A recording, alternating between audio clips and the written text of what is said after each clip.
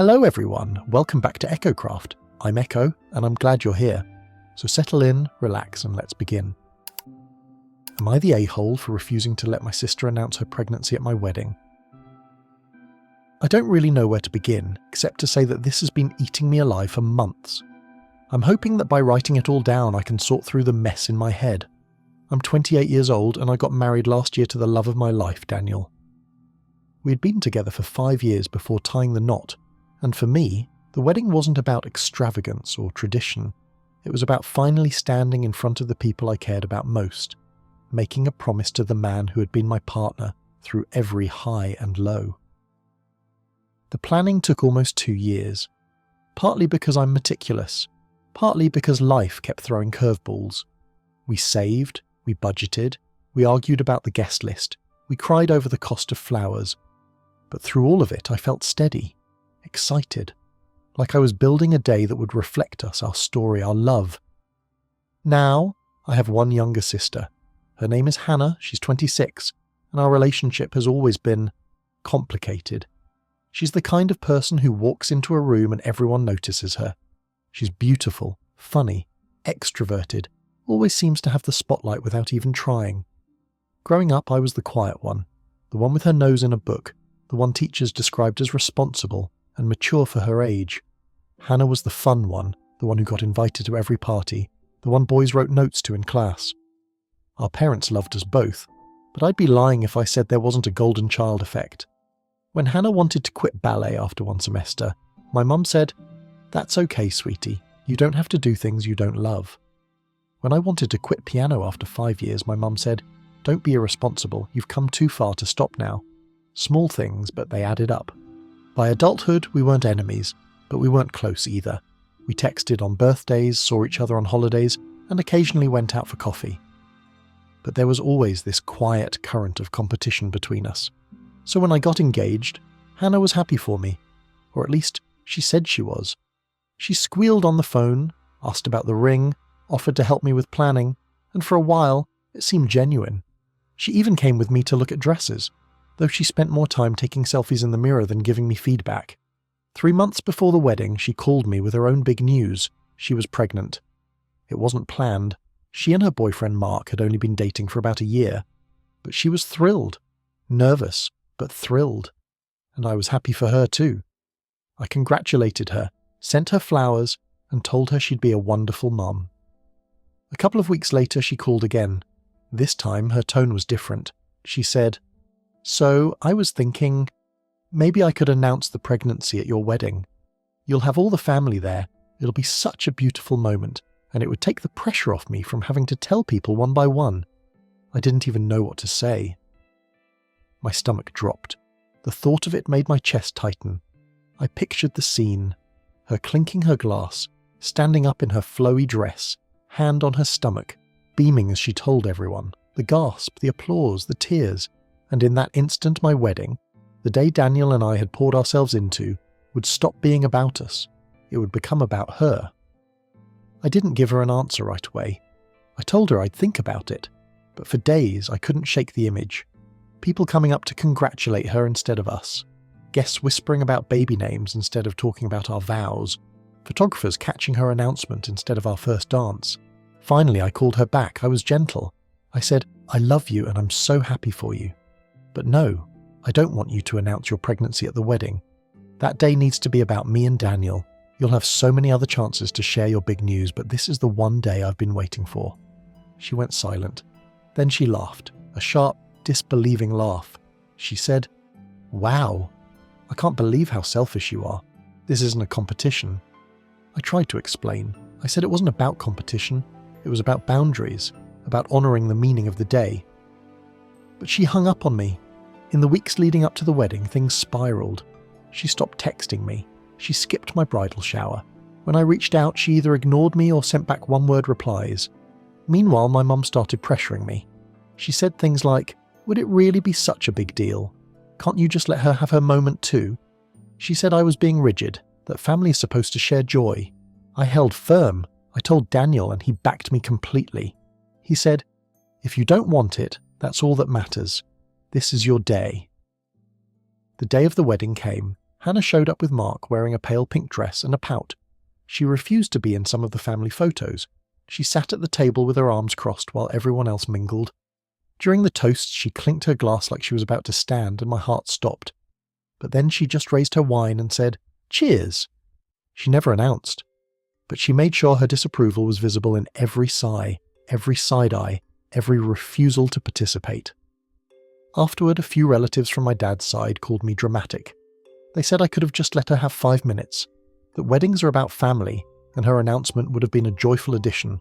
But others, friends, co-workers, even Daniel's family, told me I did the right thing, that Hannah has always made everything about her, and if I'd given in, I would have spent the whole night feeling sidelined. It's been months since then. Hannah and I barely talk. She had her baby shower without inviting me. My mum still says I was cruel for denying her. I can't lie.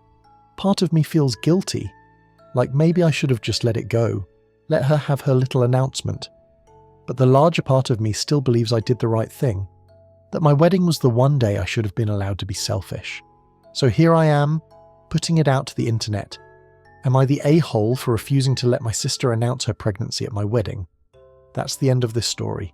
One person's attempt to hold on to a moment that was supposed to be theirs, while balancing love, guilt, and family pressure. Take a breath. Let yourself sit with it for a moment. More stories are ahead, but for now, we'll pause here.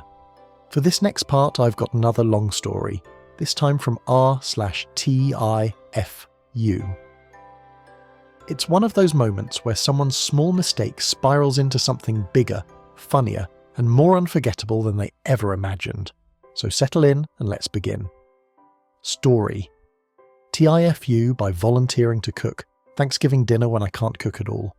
I don't know what possessed me to do it. Maybe it was pride, maybe it was wanting to impress my girlfriend's family, or maybe I just temporarily lost all grip on reality. But either way, I volunteered to host Thanksgiving dinner this year. And not just host, I promised to cook the entire meal myself. There are a few key things you should know before I go on. First, I can't cook. At all. I'm not saying I'm not great in the kitchen. I mean, I burn frozen pizza sometimes. My microwave skills are questionable. I once ruined instant ramen by forgetting to add water. That's my level of skill. Second, my girlfriend's family are serious about food. Her mum is the kind of person who makes her own bread every week and has a sourdough starter older than I am. Her dad smokes brisket on the weekends just for fun. Her grandmother has recipes written in neat cursive that have been passed down for generations.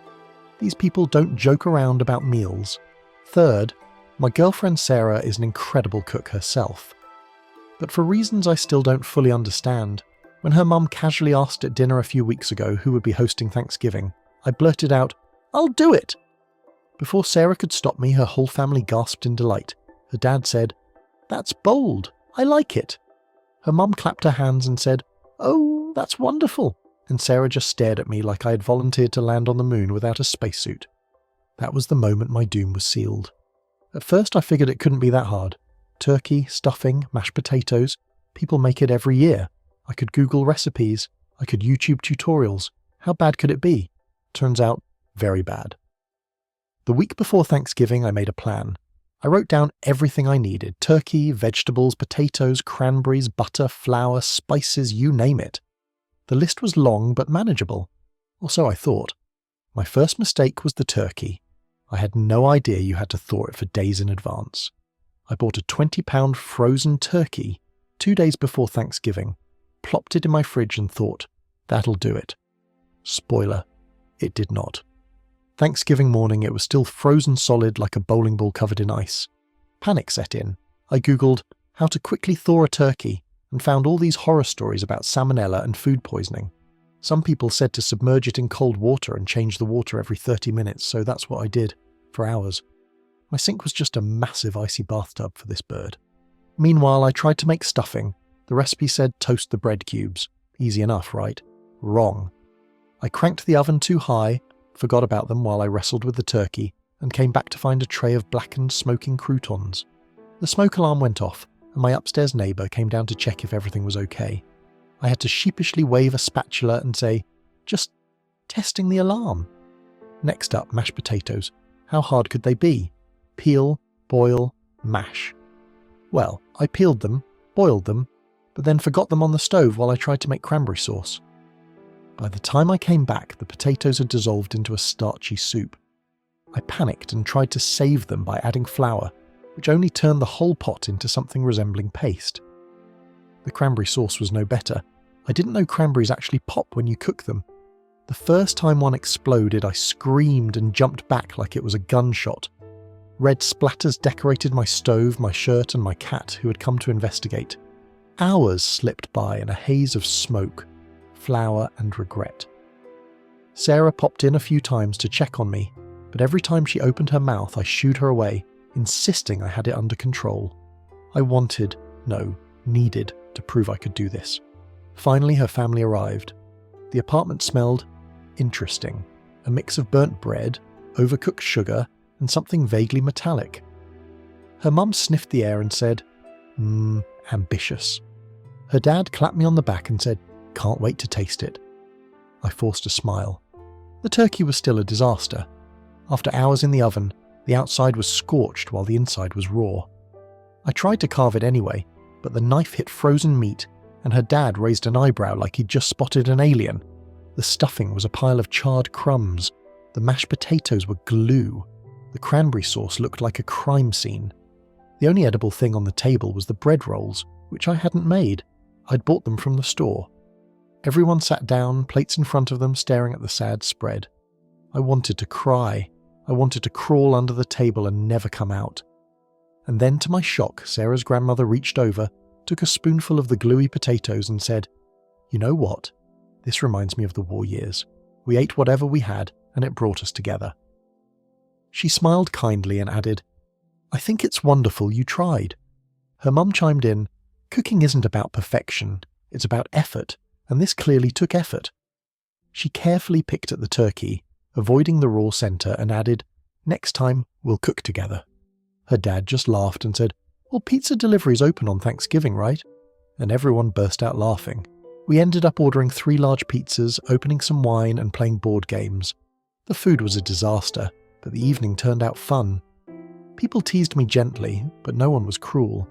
Later, when everyone had left, I apologised to Sarah. I told her I just wanted to prove myself, to show I could do something big for her family. She hugged me and said, "You don't have to prove anything. They liked you before this, and they'll like you after, and for what it's worth, that cranberry explosion was the highlight of my week." So yeah, I effed up by volunteering to cook Thanksgiving dinner when I absolutely cannot cook. But maybe it wasn't a total failure. The meal was terrible, but the laughter was real. And maybe that's what Thanksgiving's supposed to be about. And that's the end of this story. A kitchen disaster, yes, but also a reminder that sometimes failure brings people together more than success ever could. Take a breath, let yourself relax, and carry that thought with you. Even the biggest mistakes can turn into memories worth keeping. I've got a longer story for you now. This one is a bit scandalous, messy, and full of complicated emotions. It's the kind of story that unravels slowly, like a thread you can't stop pulling once you've started. So let's settle in, take a deep breath, and begin. Am I the a-hole for exposing my brother's secret relationship with my best friend? I'm 29 and have been sitting on this for a while, but I need to finally let it out. It feels like the kind of secret that grows heavier every day you keep it, and I can't tell whether I did the right thing or if I completely ruined everything. Let me start from the beginning. I grew up with my brother, Chris, 31M, who has always been the golden boy of our family. He's handsome, charismatic, the one everyone gravitates toward at parties. When we were kids, teachers would gush about him, relatives would beam about how well he was doing, and I was always the quiet one in the corner. I loved him, but I always lived in his shadow. At the same time, I had my best friend Marissa. We met in middle school and became inseparable. She was the kind of friend who knew all my secrets, the kind of friend who slept over on school nights just because we couldn't stop talking. By high school, she was practically family. My mum loved her. My dad would joke that she was the daughter they accidentally got for free. The funny thing is, Chris and Marissa never really interacted much. He was a couple of grades ahead, busy with sports and girlfriends, while she and I stayed in our little world of notes passed in class and endless playlists burned onto CDs. Fast forward to adulthood, Chris got a fancy corporate job, moved back to our city after a few years away, and Marissa and I stayed close through it all. Even when we were both busy, Me with my non-profit job, her with grad school. We made time for each other. Everything seemed fine, normal, until about a year ago. It started small, little things that didn't make sense until later. One night, Marissa came over for wine, and while we were talking, her phone buzzed. She glanced at it and smiled in this way I'd never seen before. Soft, secretive. I asked who it was, and she brushed it off. Oh, just someone from work. A week later, I was at my parents' house for dinner. Chris showed up late, and when he walked in, he had that same smile. That secretive, half-contained kind of grin. My mum teased him, asked if he was seeing someone, and he just said, maybe. I didn't connect the dots at first. Why would I? Chris and Marissa had never so much as had a real conversation when we were younger. They were from 2 different planets. But then there were the coincidences. Marissa cancelling plans with me last minute saying she was busy. Chris bowing out of family dinners with vague excuses. One night I was scrolling Instagram and I saw Marissa had posted a picture of her dinner. A steak perfectly seared with asparagus and a glass of red wine. An hour later, Chris posted to his story a picture of his homemade dinner. Same steak, same asparagus, same wine, same plate. My stomach dropped. I confronted Marissa the next day. She denied it at first, laughed it off, said I was reading into things. But I knew her too well. She wouldn't look me in the eye. Her voice had that edge it always got when she was lying. A week later, she came clean. She admitted she had been seeing Chris for about 3 months, that it had started casually, but it was becoming something. She begged me not to be mad. She said she didn't mean for it to happen, but the more they spent time together, the more it just clicked. I felt betrayed. Not because of the relationship itself. 2 single adults can date whoever they want. But because she kept it from me. My brother, my best friend. 2 people who meant the most to me, sneaking around behind my back. I told her I needed time to process. The next few months were torture. Every time I hung out with Marissa, I wondered if she was lying about where she'd been. Every time I saw Chris, I wondered if he was coming from her place. It felt like my life had turned into a bad soap opera. The secrecy was the worst part. They kept insisting they weren't ready to go public, that it was too soon. Meanwhile, I was the one stuck in the middle, pretending not to know, lying by omission to my parents, my friends, everyone. I started to resent both of them. The way they'd text each other across the table when we were all out for dinner. The way Chris would drop a vague, "I'm seeing someone," while I bit my tongue so hard it hurt. Finally, it boiled over. It was Christmas Eve, and my parents threw their usual big family gathering. Aunts, uncles, cousins, the whole circus. Marissa was there, of course, because she's basically family. Chris was there too, charming everyone as always. Halfway through the night, I caught them in the kitchen together. Nothing overt, just the way he brushed her arm when he passed her a plate, the way she smiled back at him. Small, but intimate. Something in me snapped. I walked back into the living room where half the family was sitting and I said, loud enough for everyone to hear, "So, I guess this is as good a time as any to announce that Chris and Marissa have been dating for months." The room went silent. Dead silent. My mum dropped her glass of wine. My dad coughed like he'd inhaled it wrong. My grandmother clutched her pearls like we were in a Victorian drama. Chris froze. Marissa's face went pale, and then chaos erupted. My mum started crying, saying she felt deceived. My dad asked 100 questions at once, cousins whispered. My aunt, who loves gossip more than air, practically sprinted to the bathroom to start texting people. Chris glared at me. Not just a glare, pure fury. He said, "What the hell, this wasn't your secret to tell." Marissa wouldn't even look at me. The rest of the night was a blur. My parents tried to calm things down, but the damage was done. The secret was out, and I was the one who had exposed it. After that, nothing was the same. Chris stopped talking to me, completely. If I showed up at family dinners, he'd make excuses to leave early. Marissa and I had one huge fight, screaming at each other about betrayal, about honesty, about family. She said I ruined her chance to introduce the relationship on her terms. I said she ruined our friendship by keeping it a secret in the first place. We haven't spoken since. My parents are caught in the middle. My mum says she understands why I was upset, but also says I shouldn't have exploded like that. My dad just shakes his head and says, "Family drama never ends." It's been nearly a year. Chris and Marissa are still together. In fact, from what I hear, they're serious. Talking about moving in together, maybe even marriage someday. Meanwhile, I've lost both my brother and my best friend in one fell swoop. Sometimes, late at night, I replay the Christmas Eve scene in my head. The silence, the gasps, the looks on their faces. Part of me feels guilty, like maybe I was petty.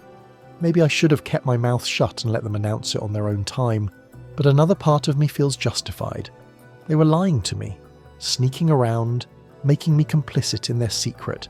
And when you play with fire, eventually someone gets burned. So here I am asking, am I the arsehole for exposing my brother's secret relationship with my best friend? And that's the end of this story. A tangled web of love, loyalty, betrayal, and family drama. Sometimes the hardest choices aren't about what's right or wrong. They're about what you can live with after. Take a breath, let the story settle, and remember, every family has its scandals. This was just one person's. This story is another long one. It's detailed, complicated, and a little scandalous. The kind of story where every decision leads to consequences that ripple out farther than anyone expects. So take a breath, get comfortable, and let's begin.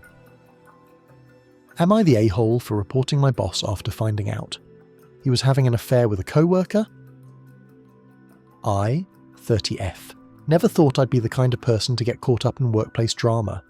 I've always kept my head down, done my job, and tried not to get involved in gossip. But sometimes the mess finds you, even when you're not looking for it. And once it does, you can't unsee it. I work for a mid-sized marketing firm. Nothing glamorous, but I like the work. Campaigns, brainstorming sessions, helping small businesses grow. I've been there for 5 years, steadily moving up from assistant to coordinator to manager.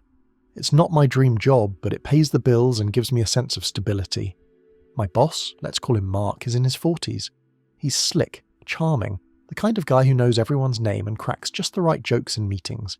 He's married. His wife, Linda, has even come to some office events with their kids. They've always looked like the perfect family. At least that's what I thought. About a year ago, a new hire joined our team. Her name is Rachel. She's in her late 20s, bright, ambitious, the kind of person who seems to light up a room. At first, I liked her. She was friendly, eager to learn, and we clicked quickly. But soon I started noticing things. It began with the way Mark treated her. Extra attention, extra praise. He'd single her out in meetings, compliment her ideas even when they were half-baked. He'd bring her coffee in the mornings, something he never did for anyone else. At first, I brushed it off. Maybe he just liked mentoring younger employees. Maybe she reminded him of his daughter. But then the little things piled up. The way they'd linger by each other's desks. The way they'd go to lunch, to talk about projects and be gone for 2 hours. The way their texts would light up each other's phones during meetings. I told myself not to get involved. It wasn't my business. But the signs kept getting harder to ignore. The breaking point came during a work trip. Last spring, our company sent a small group of us to a conference in Chicago. Mark, me, Rachel, and 2 others. We stayed at a hotel near the convention center. Everything was fine at first. Seminars, networking, long days of note-taking. But one evening, after dinner with a client, I went back to my room and realized I had left my charger in the conference hall. I went downstairs to grab it. The hall was empty except for a janitor sweeping near the doors. As I walked back toward the elevators, I saw something out of the corner of my eye. Mark and Rachel slipping into a side hallway. I don't know why, but my gut told me to follow. I turned the corner just in time to see them duck into a supply closet. The door didn't close all the way, and I swear I saw them kiss. Not a friendly peck, a full, passionate kiss. Hands everywhere. My heart dropped. I felt sick. I turned around and rushed back to my room trying to erase the image from my mind. But it was burned there. My married boss, my co-worker, in a supply closet on a business trip. After that, I couldn't unsee it. Every little smile between them felt loaded. Every late-night email exchange suddenly made sense. I started noticing patterns. Rachel's schedule always aligning perfectly with his, their cars parked next to each other in the garage, the way they left the office within minutes of each other almost every day. I didn't say anything. Not to them, not to anyone. I just carried it. But it ate at me. Then came the fallout. A few months later, Rachel got a big promotion. A promotion that, frankly, should have gone to someone else, including me. She leapfrogged over people with more experience, more seniority, and Mark announced it like it was the most natural thing in the world. That was when people started whispering. Rumours spread. Someone said they saw Mark and Rachel at a bar together outside of work hours. Someone else claimed Rachel was seen leaving his car early one morning, and suddenly, the weight of the secret I'd been carrying wasn't just mine anymore. I wrestled with what to do. For weeks, I couldn't focus at work. My stomach twisted every time I saw them together. I kept thinking about his wife, about the kids I'd met at the holiday party, about how unfair it was to the rest of us working hard while Rachel got rewarded for what exactly? One night, after too much wine and too little sleep, I wrote an anonymous letter to HR. I laid out everything. The favoritism, the suspicious behaviour, the trip to Chicago. I didn't sign my name. I just dropped it into the company's anonymous reporting system and hit send. The next week, all hell broke loose. HR launched an investigation. Suddenly, people were being called into meetings, asked questions, interviewed about what they'd seen. Mark and Rachel both denied everything, of course. They said they were just close colleagues. But the whispers got louder. A month later, Rachel was quietly transferred to another branch. Mark stayed, but the shine was gone. His jokes didn't land anymore. His charm felt forced. People looked at him differently. And me, I kept my head down. No one knew it was me who had reported them, but I knew, and I could see the fallout every day. Here's the part that makes it complicated. A few weeks after Rachel left, Mark's wife showed up at the office. She stormed in, red-eyed and furious, and demanded to see him. They had a fight in his office that everyone could hear through the glass walls. She shouted about betrayal, about lies, about how everyone knows. Then she stormed out, and Mark sat there with his head in his hands. They're still married as far as I know, but something broke that day and it hasn't been fixed. As for Rachel, I haven't heard from her since. We weren't close outside of work, but I sometimes wonder how much she lost in all this. Did she love him? Was it worth it? Or was she just playing along because it helped her career? Now here's why I'm asking, am I the a-hole? On one hand, I feel like I did the right thing. He was abusing his position, playing favourites and cheating on his wife. Reporting him exposed the truth. On the other hand, I ruined 2 lives, maybe more. I blew up his family, torpedoed her career, and poisoned the atmosphere at work. I can't even look at him without feeling a mix of guilt and righteousness. Sometimes late at night I imagine what would have happened if I'd kept my mouth shut. Maybe Rachel would still be here. Maybe the rumours would have died down. Maybe his wife would still believe in him. But I also think, if not me, then who? And that's the end of this story. One person, one secret, and one choice that changed the lives of everyone around them. It's the kind of scandal that makes you wonder. When you see something you shouldn't, is it better to stay silent or to speak up and accept the fallout? Take a breath with me, let that thought linger, and when you're ready, we'll continue on with more stories. This next one is heartfelt, it's emotional, but there's still a touch of scandal woven through it. The kind of story where love and loyalty collide with secrecy, and the lines blur between right and wrong. So, take a deep breath, get comfortable, and let's begin. Am I the a-hole for telling my mom the truth about why my dad and I don't talk anymore? I, 26F, have always been a daddy's girl. At least that's how it looked from the outside. Growing up, my dad was the fun parent. He'd take me to baseball games, buy me ice cream, let me stay up late to watch movies. My mum was the responsible one, the rule maker, the one who made sure bills were paid and homework was done. Everyone in our family used to joke that my dad and I were 2 peas in a pod. And for most of my childhood, I believed it. I believed he was my rock, my safe place, the parent who understood me best. But here's the thing about childhood. Sometimes the story you tell yourself doesn't match the reality that was happening around you. When I was in high school, little cracks started to show. My dad travelled a lot for work, and sometimes he'd disappear for whole weekends, on business. My mum would get tense when he was gone, like she was holding her breath. When I asked questions, she'd change the subject. I brushed it off. He was a provider, right? He worked hard for us. That's what I told myself. But then, one night when I was 17, I woke up thirsty and went downstairs to get water. My mum was sitting at the kitchen table crying. Her phone was on speaker, and I heard my dad's voice. He was yelling. She said, "Please, just stop lying." He hung up. When she saw me, she wiped her face and told me everything was fine. I didn't push. But that night, something shifted. Fast forward to college. By then, I wasn't living at home anymore, so I didn't see the day-to-day. My relationship with my dad was still good. Phone calls, occasional dinners, him slipping me gas money when I visited. But the distance also gave me perspective. He'd talk about work trips, but the stories never quite added up. He'd say he was in Chicago, but then post a picture on Facebook from New York. He'd claim he was too busy to visit, but then I'd see him tagged at a golf course. I started asking questions. He'd laugh them off, make a joke, change the subject. And I let him, because I didn't want to see what was right in front of me. Then, during my junior year, the truth slammed into me like a truck. It was spring break. I was home for a week, and one afternoon, I went to the mall with a friend. We were walking past the food court when I saw him, my dad, sitting at a table with a woman who wasn't my mum. They were leaning close, sharing a basket of fries, laughing in a way that made my stomach twist. His hand brushed hers across the table, and she didn't pull away.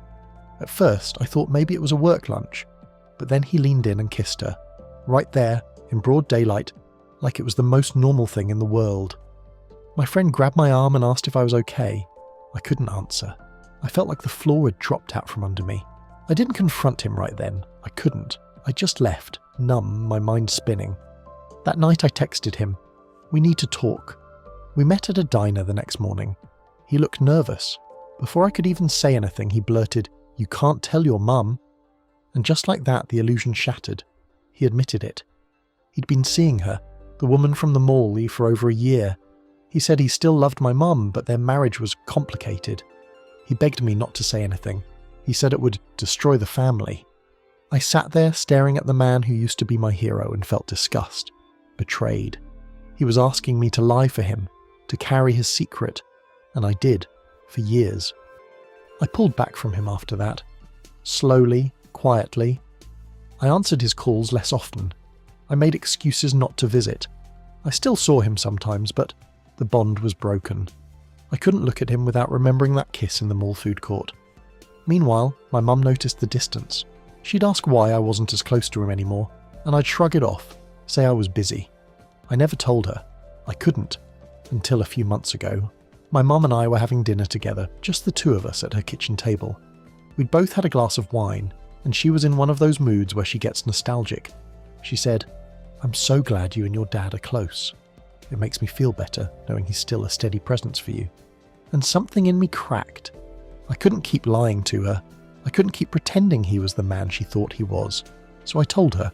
I told her about the mall, about the other woman, about the diner, the begging, the lies. I told her everything. At first she didn't believe me. She said, "No, you must have misunderstood." But when I looked her in the eyes and said, "Mum, I'm sure," she broke.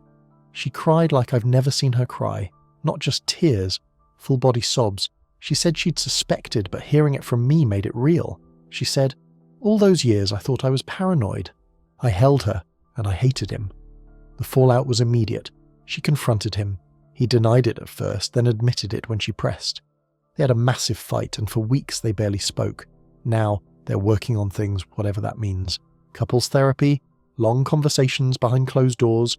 As for me, I'm caught in the middle. My dad knows I told her. He won't say it outright.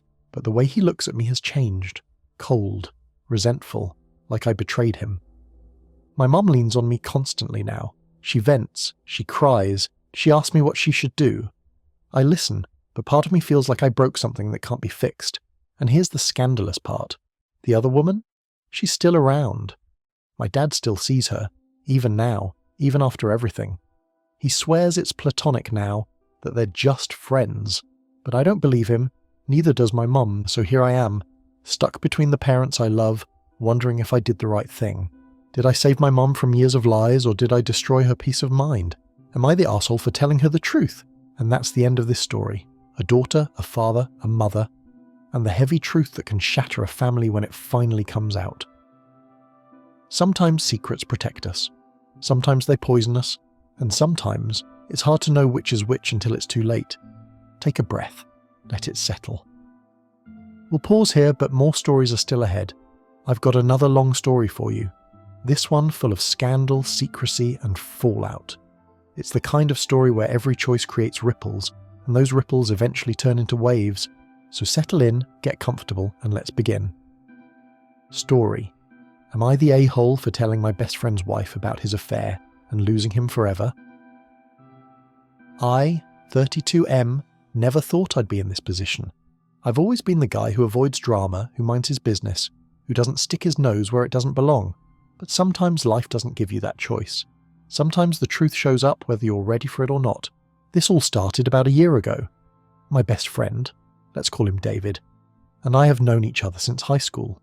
We were the kind of friends who grew up together, got in trouble together, covered for each other when needed. Even after college, even after careers and marriages, we stayed close. He was the best man at my wedding. I was his. He married Emily about 5 years ago. And let me tell you, Emily is amazing, kind, funny, loyal, the kind of person who makes everyone feel welcome the moment they walk into her home. Over the years, she became more than just my best friend's wife. She became my friend too, someone I respected deeply. So when I found out what David was doing, my world tilted on its axis. It started innocently enough. One Friday night, David and I went out for drinks after work. Just the two of us, like old times. He seemed restless, tapping his fingers on the table, checking his phone every few minutes. Finally, after a couple of beers, he leaned in and said, "I need to tell you something, but you can't judge me." I laughed it off, said, "When have I ever judged you?" And that's when he dropped it. He was seeing someone else. At first I thought he was joking, but the way he looked at me, serious, almost defiant, told me otherwise. He said her name was Claire, that she worked at his office, that it had just happened. He claimed he wasn't looking for it, that it wasn't serious, just excitement he didn't get at home anymore. My stomach turned. I asked him about Emily, about the vows he made, about the years they'd built together. He shrugged. He said, "Emily's great, but marriage gets boring, you know." This makes me feel alive again. I didn't know what to say. I sat there staring at my best friend, wondering if I even knew him anymore. For weeks I wrestled with it. Every time I saw Emily smiling and asking about my wife, offering me leftovers to take home, I felt like a liar. Like I was complicit in something cruel. She had no idea. She was planning their anniversary trip, talking about starting a family. And meanwhile, David was sneaking off for hotel stays with Claire. I tried to reason with him. I told him to end it. I reminded him of what he stood to lose. He just brushed me off. "Don't get involved," he said. "It's my life. Stay out of it." But how could I? Emily was my friend too. Watching her live in ignorance felt like holding a lit match in my hand, knowing it would eventually burn. The breaking point came at a barbecue. It was a sunny Saturday, and Emily hosted at their place. Friends, family, kids running around the yard. David was there playing the role of perfect husband, flipping burgers, laughing with everyone. At one point I went inside to grab another drink, and that's when I saw it. His phone sitting on the counter, screen lighting up with a text. "Can't stop thinking about last night. When can I see you again?" From Claire. My hands shook. I looked around, half expecting someone else to see it too, but no one did. Just me. And that was it. I couldn't keep quiet anymore. The next day I called Emily. I asked if I could come over. She said of course, cheerful as ever. I drove there with my heart in my throat, rehearsing what I would say, knowing that once I spoke, there would be no going back. We sat at her kitchen table. She poured me coffee. I stared into the cup for a long time before finally saying, "Emily, there's something I need to tell you." She tilted her head, concerned. "What is it?" And I told her. I told her about the bar, the confession, the texts, the hotel stays, everything I knew. I didn't embellish. I didn't soften it. I just laid it all out, the truth in raw form. Her face crumpled. She didn't cry at first. She just went very still, like her body had frozen. Then, after a few minutes, the tears came. Quiet, shaking sobs. She asked me if I was sure. I said yes. She asked me why I was telling her. I said because she deserved to know, because I couldn't watch her live a lie. She thanked me. Through tears, she said, "You've just changed my whole life." And I knew she was right. The fallout was brutal. That night, Emily confronted David. I wasn't there, but I heard about it later. She screamed. He denied it, then admitted it, then tried to spin it. He begged her not to leave. She told him to get out. Within a week she'd filed for separation. And me? David found out I was the one who told her. He showed up at my apartment furious. He shouted that I'd betrayed him, that I'd destroyed his family. I shouted back that he had destroyed it, not me. But he wouldn't listen. He stormed out, and we haven't spoken since. Years of friendship gone in an instant. Here's the scandalous part. A month later, Emily called me again. She said thank you. She said she felt broken, but also free. She said she didn't know how she would have gotten through it without me. And then quietly, she said she didn't want to lose me too. Since then, we've grown closer, not romantically, or not yet anyway, but there's an intimacy now, born from shared pain. We text often. We meet for coffee. She leans on me, and I let her. And sometimes late at night, I wonder if this is how scandals truly begin. So here I am asking myself, did I do the right thing? I told the truth, but I lost my best friend. I saved Emily from a lie, but I might be stepping into something complicated with her. Am I the arsehole for telling his wife? And in the process, burning a bridge that can never be rebuilt?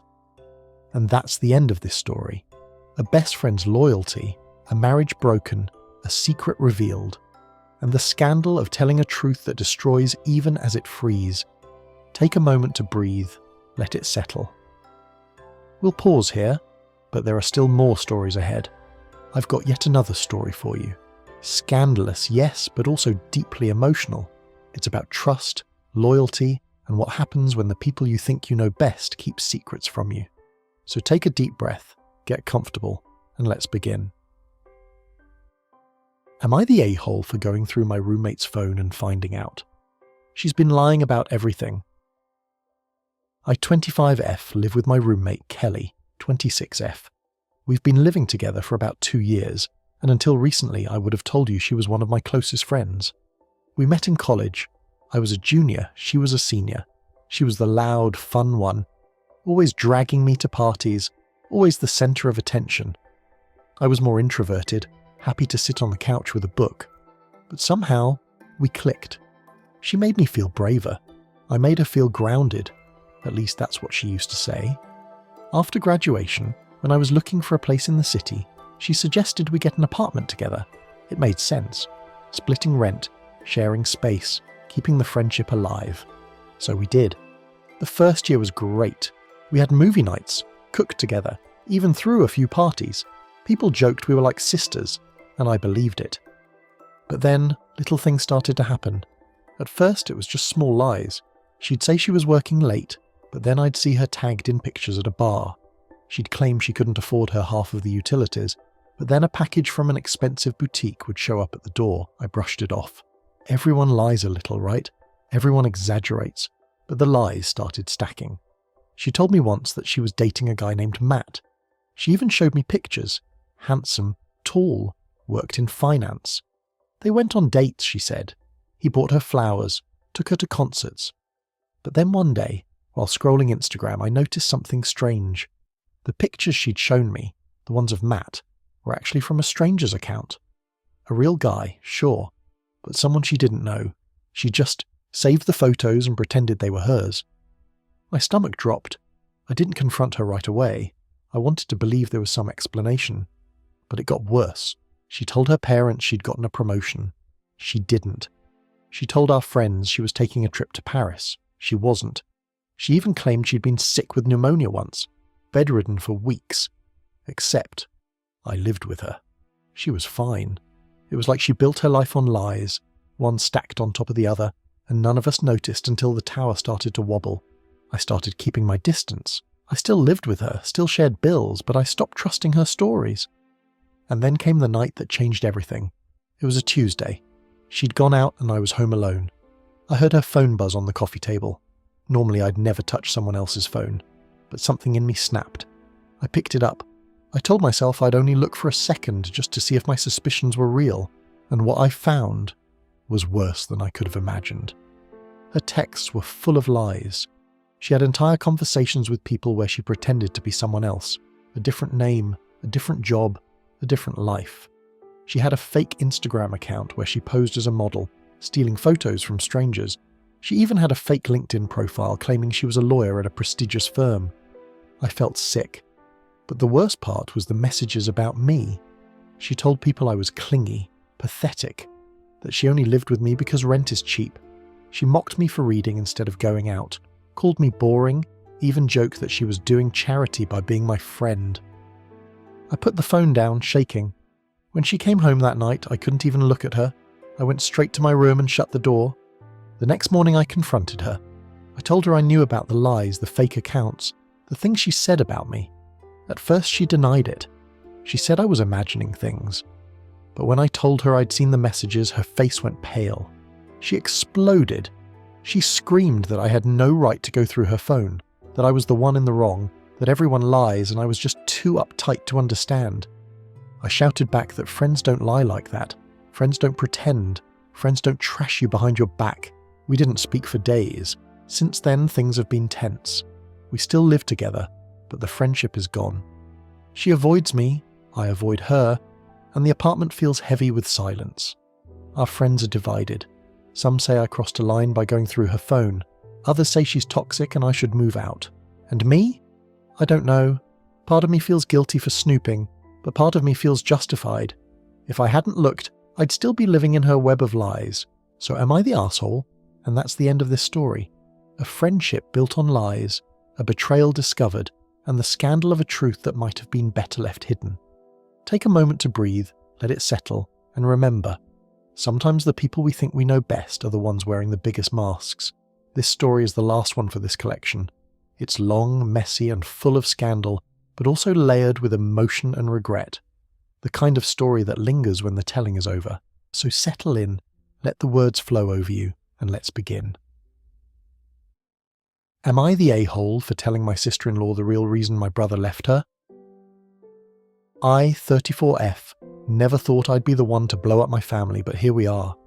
To give some background, my brother Adam, 36 May, and his wife Laura, 35F, have been married for about 8 years.